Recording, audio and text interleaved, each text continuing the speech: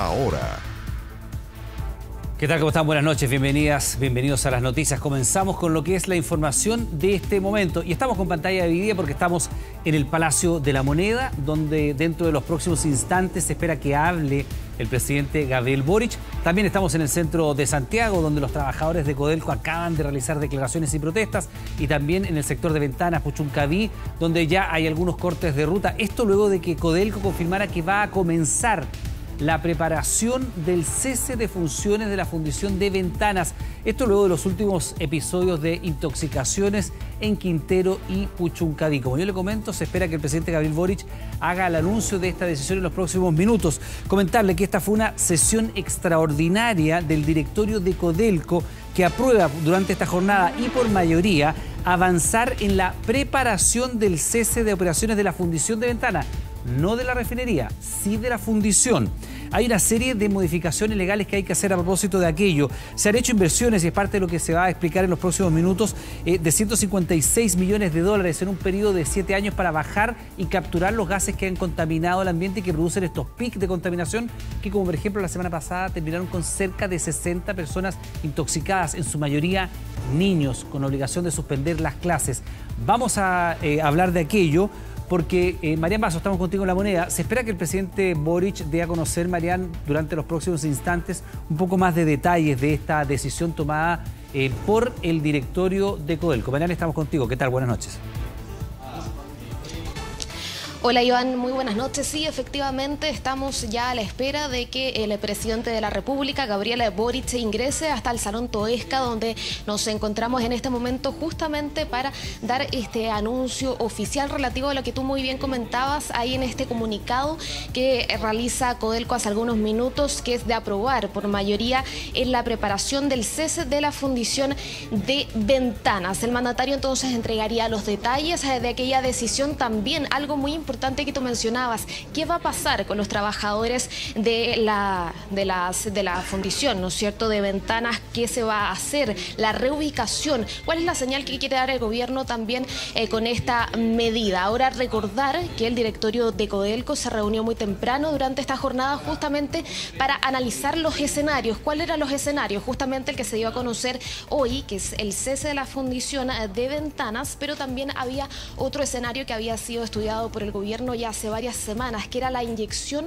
de 50 millones de dólares, alrededor de 50 millones de dólares, justamente para cumplir con todos los protocolos medioambientales que la ley así le exigía, de emisión de gases, de captura de gases y también de retención de ellos. Es por eso que esa era una de las opciones. De hecho, la ministra de Minería, Marcela Hernando, durante la semana asistió a una comisión en el Senado, a la Comisión de Minería, donde se señaló que el gobierno estaba dispuesto entonces a la inyección de estos recursos justamente para continuar con estas operaciones cumpliendo toda la normativa medioambiental. Eso sí, entonces hay que esperar si esta decisión fue unánime, concordada con todos los ministerios que tienen relación con la decisión del cese de las funciones de Ventanas, justamente para ver cuáles van a ser los detalles y también las repercusiones que va a tener esta decisión.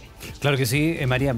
Recordar que esta inversión que se ha hecho entre el 2010 y el 2017 ha permitido a Ventanas capturar una parte importante de los gases que producen contaminación, cerca del 90-95% de los gases, y se requerían de otros 54 millones de dólares adicionales para garantizar de alguna manera capturar todos estos gases que han producido estos picos de contaminación que terminan con las clases que tienen que ser suspendidas, con niños que tienen que ser atendidos de urgencia. Pero el informe que tiene el directorio, y por eso se somete a esta sesión extraordinaria, es que no se garantiza con esta inyección de dineros la captura total de estos gases que producen episodios de contaminación. Bueno, es parte de lo que se va a explicar dentro de los próximos instantes, pero también queremos conocer lo que ha pasado con los trabajadores, porque lo que viene a continuación, y estamos con Agustina Álvarez, volvemos contigo enseguida, Marian, los trabajadores han dicho, bueno, que aquí estas funciones se van a pasar al área privada y se van a reconvertir una cantidad importante de trabajadores. Estamos hablando de cerca de 350. Bueno, Agustina, tú estuviste con ellos. Cuéntanos, por favor, cuál era la posición que ellos manifestaban.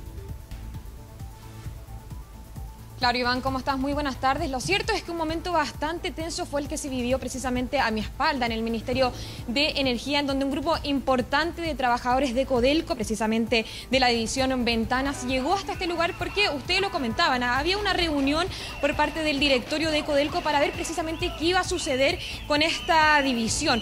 Se esperaba, claro, que hubiese información respecto a esta cantidad de plata que se podía inyectar, pero no estaba dentro de las cartas, según los propios trabajadores, el cierre de esta división de Codelco. Lo cierto es que pasadas las 20 horas fue finalmente cuando parte del sindicato, que estaba reunido también al interior del Ministerio de Energía, salió para anunciar que la decisión que se había tomado por mayoría del directorio había sido finalmente el cierre, que no se va a dar de inmediato, sino que anunciaron que debía durar entre 3 y 5 años, un cierre progresivo de esta división Ventanas de Codelco. Ahí inmediatamente acá generó impacto, había trabajadores que, por ejemplo, lloraban, había otros que se mostraban bastante indignados con la resolución, porque, como les comentaba, era algo que finalmente no se esperaba.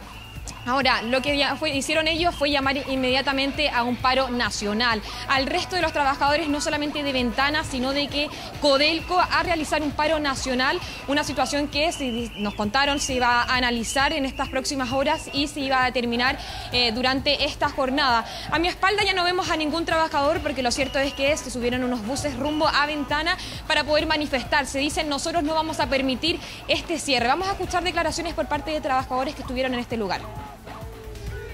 Decidimos hacer un paro nacional. Esa es nuestra acción. Hacemos un llamado a todos y todas las trabajadoras del cobre, que nosotros, Ventanas, no somos únicos.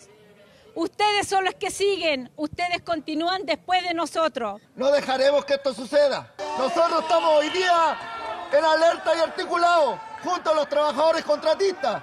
Tengan miedo, porque los trabajadores del cobre vienen.